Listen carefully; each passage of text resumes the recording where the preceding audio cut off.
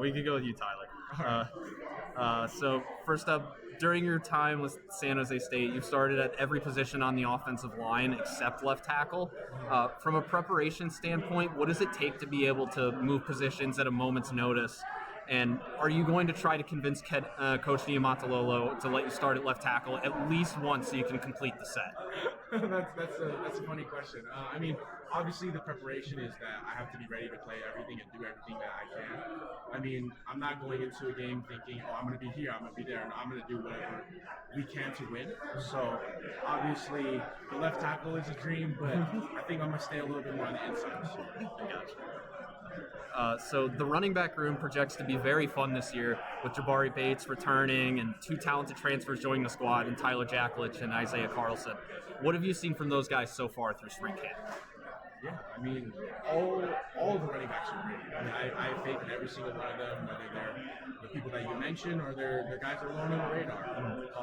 Obviously, with Barry coming back, it's going to be really exciting having him back there. He had an early injury at the beginning of the season, so we were able to get him for one more year. But he's really exciting, and like you said, Isaiah and T-Jack have been great.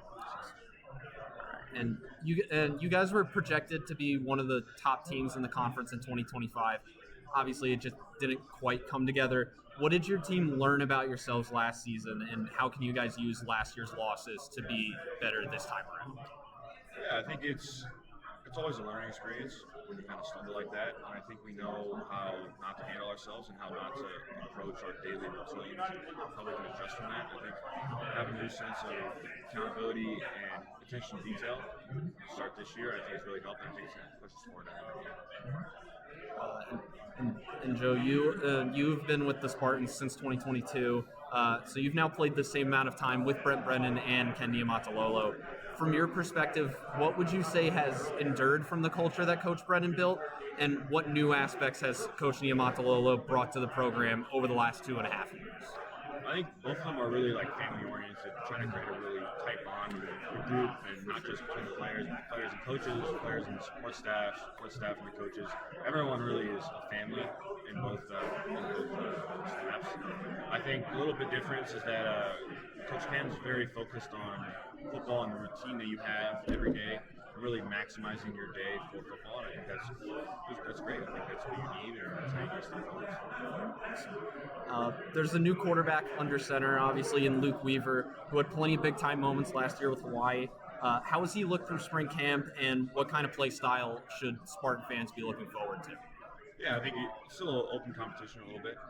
Definitely still undecided, and I think it's good. I think we're going to be running the same offense, so it's not going to look too different, and we're confident in all the guys, whoever they picked, and we're excited to see. Have the other guys been like Robert McDaniel, Yeah. CJ Lee? Yeah. We have faith in like everyone in that room. So Gotcha. whoever kind of puts themselves forward is going to be our guys. It shouldn't make a difference regardless. Gotcha. And then last question. You put together a great season in 2025, starting 12 games at 3 different positions. With your role at center kind of secured, were you able to approach this offseason any differently than the ones before? Not really. I mean, it's the same attitude and effort. You got to bring that every day. And it's just really narrowing in on the details, trying to improve. How can I improve my routine every morning after practice? And at night, just really get the most out of my body and just kind of tighten everything up.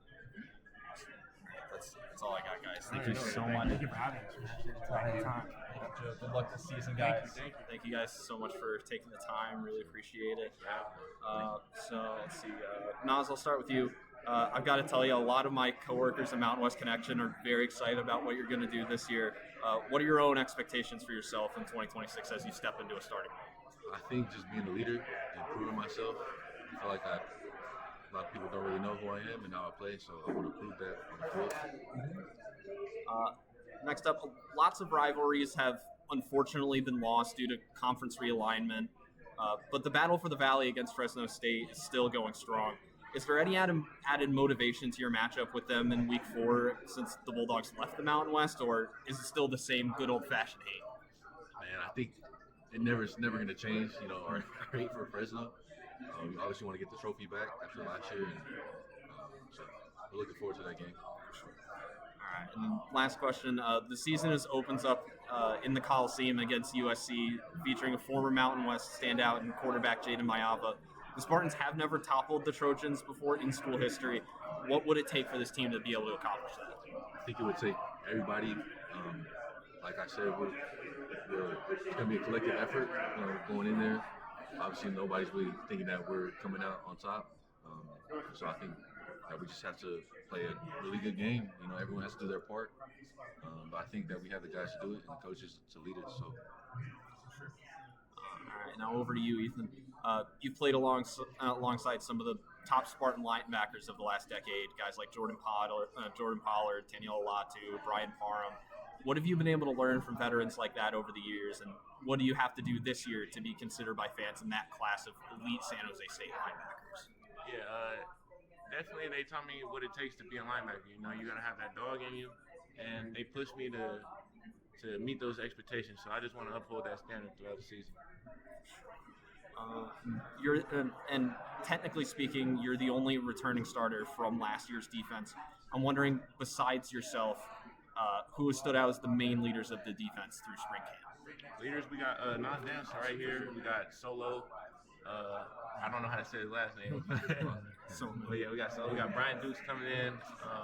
Caleb Womack. We got a lot of leaders on the defense. All right, and then I did want to ask you about defensive coordinator Bojay Filimoatu. I practiced it. Filimoatu. Yeah, Filimoatu. Know that one. Bojay Filimoatu.